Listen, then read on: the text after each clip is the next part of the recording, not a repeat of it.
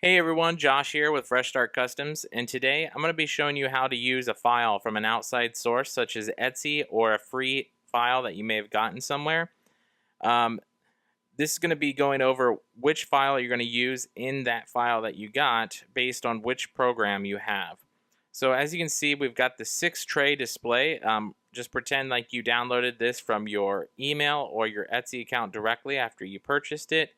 You're going to right click and you're going to click extract all. And then once you extract your zipped file, it'll open it in another folder here. So I'm going to just maximize that. And after you double click on the extracted folder, you'll see all of the files that come with it. This may be more or this may be less depending on the seller or designer that you purchase it from. This is pretty standard on what comes with all of my designs. Any 3D design will include the troubleshooting PDF versions here, and we're going to cover this in just a second.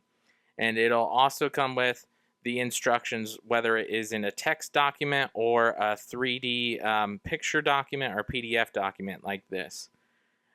So if you have Illustrator, that's what I created the design in, and it's set for the Illustrator page document settings by default. You can use the PDF versions, the Illustrator version, or the SVG version.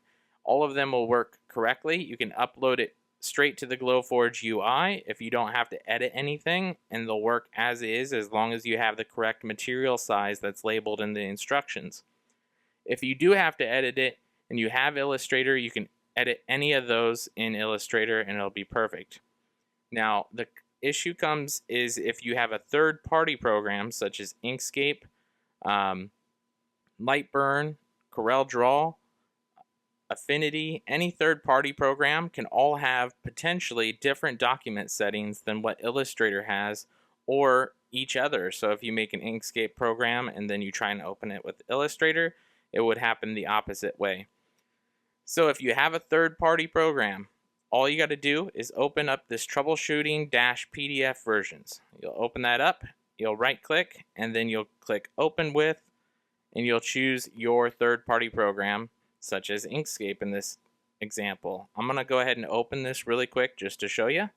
You'll get this little pop-up box. You'll click OK. And then there you go. You can now edit your file within your program without worrying about your page document settings messing it up. If you're wondering what I'm talking about with page document settings, you'll click on File, click on Document Properties, and then all of these settings are what's set by default with Inkscape or a third party. These settings can be different than what the correct document settings can be, and PDF documents will lock those settings in for you.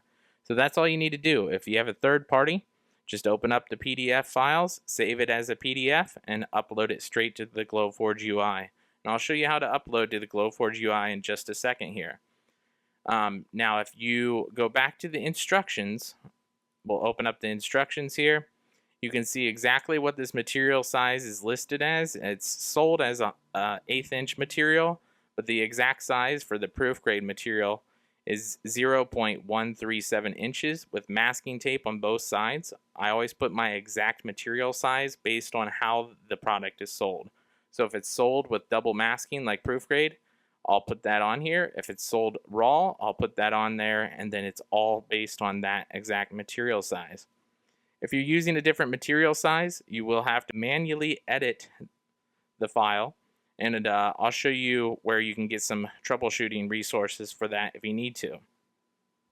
The instructions also show you what kind of tools you need, such as a rubber tip hammer here, and then if you need glue, it'll list if you need glue as well, and then you just follow the steps based on that. And as you can see down here, it says to manually adjust your slots if you're using a different material. So let's go ahead and go back to your troubleshooting folder. And as you can see right here is the troubleshooting document. You can open that up.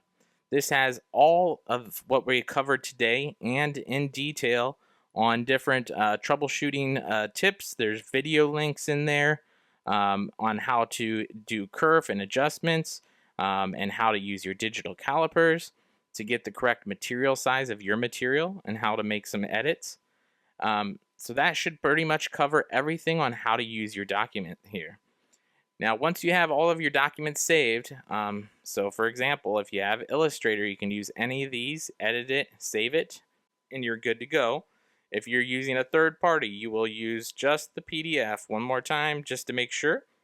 And then once you have your PDFs saved, if you're using third party or whichever one you use for Illustrator, all you got to do is open up your Glowforge UI, click on Create, click Upload from File, and then in this case, if we're using a third party and we resaved this PDF file, you'll just click on that, choose Open. It's going to process your design and it'll open the design in just a second here. As you can see, it just opened up the design. You can then change your settings for your material. So let's say this one was medium maple plywood. We'll select that. And then you can choose your settings, but it automatically selected the cut settings for proof grade there. And then you can print it off. And that's pretty much it, you guys. I just wanted to do a real quick basic start to finish purchasing a design, uploading a design, and how to use it or how to edit it based on which program you're using. So one more time, third-party programs, you want to use a PDF file, which will be in this PDF troubleshooting folder. If you're using Illustrator, it doesn't matter which one you use, it should correct the same property settings. So I just wanted to give you guys a heads up on that. That's pretty much it. I hope you guys enjoyed the video, and we'll catch you guys next time.